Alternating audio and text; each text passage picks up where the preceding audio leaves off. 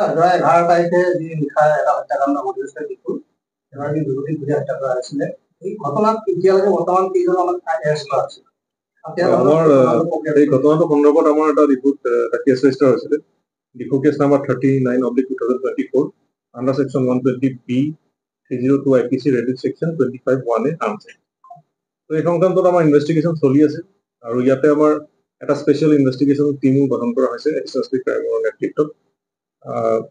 তো ইয়াৰ পিছতে আমি দুজন ব্যক্তিক ইয়াৰ ঘটনাৰ লগত জড়িত দুজন ব্যক্তিক আমি কৰায়ত্ব কৰিছোঁ। গতিকে আমি তদন্তৰ খাতিৰত তেওঁলোকৰ নাম এতিয়া আপোনালোকে উল্লেখ কৰিব নোৱাৰিম, কিন্তু তেখেতসকল সেই তাৰ লগত জড়িত আছে বুলি আমি যথেষ্টখিনি প্ৰমাণ পাইছোঁ। গতিকে তেওঁলোকক এৰেষ্ট কৰা হৈছে আৰু আজি আমাৰ অনাৰেবল কোৰ্টত তেওঁলোকক প্ৰডিউচ কৰা হৈছিল আৰু আমি 4 দিনৰ এতিয়া আমি জিম্মা লাভ কৰিছোঁ। বৰ্তমান এইখিনি আমাৰ এতিয়া আপডেট আছে আৰু এই সংক্ৰান্তত কিছু আপডেট পালে আমি নিশ্চয় আপোনালোকক জনাম। ইনভলভমেণ্ট ডেফিনেটলি থাকিব, গতিকে আমাৰ ইনিচিয়েল ষ্টেজত আমি যিখিনি তথ্য আমি পাইছোঁ, এভিডেঞ্চ পাইছোঁ, তাৰ বেচিছতে তেওঁলোকৰ এৰেষ্ট কৰিছোঁ।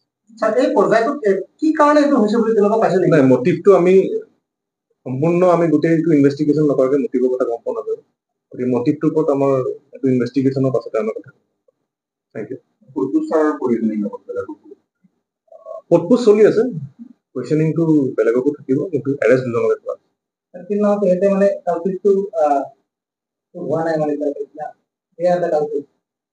নাই, মই এতিয়া আপোনাক জনালোৱে যে ইনভেষ্টিগেশ্যনৰ পিছত যিখিনি লিংক আছে সেইখিনি যেতিয়া আমি এড কৰিম তেতিয়া গম পোৱা যাব যে মেইন কালপিট কোন। আনচাছপেক্ট এইটো আমাৰ ইনভেষ্টিগেশ্যন এভিডেঞ্চ পাইছোঁ। নাই, তেনেকুৱা ধৰণৰ এতিয়ালৈকে কোনো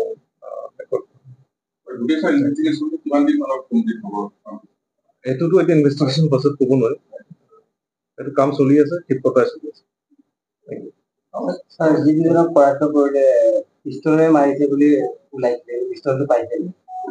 নাই, এইটোতো আমি যিদিনা ঘটনা হৈছে সেইদিনাই অলৰেডি তাত আমি খালী কাৰ্টিজ হেৰি কৰা গৈছে, কেছ কৰা গৈছে। গতিকে ঘটনাটো ডেফিনেটলি পিষ্টলেৰে মাৰিছে 7.56 mm, কিন্তু আমি এতিয়ালৈকে এইটো উদ্ধাৰ কৰিব পৰা নাই, তদন্ত চলি আছে।